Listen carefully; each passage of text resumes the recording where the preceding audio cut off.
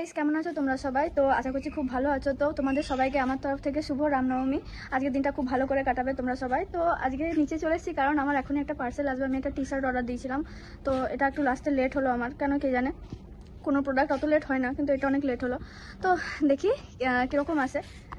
তার মধ্যে এদিকে আমার এখন পার্সেলটাও চলে এলো। তো এই যে আমার পার্সেল। তো এরপর উপরে যাব, উপরে গিয়ে দেখবো যে কেমন এসছে। তো তোমরা সবাই এন্ড অবধি দেখো, আশা করছি খুব ভালো লাগবে। তো এরপর একটু কালকে একটা ভগবা কিনে এনেছিলাম, তো ওইটাই একটু টাঙাবো। তো বলে নাকি মেয়েদেরকে টাঙাতে নাই সেটা, তো আমার একটা ভাই আছে ও টাঙাবে। তো দেখো তোমরা সবাই। আর উপরে এসে দেখছি পিপুর এখন কাঁধে চাপতে মন গেছে আমার। তো এখন দেখো ছোট্ট পাড়া একটা চুমু দিয়ে দিল আমাকে।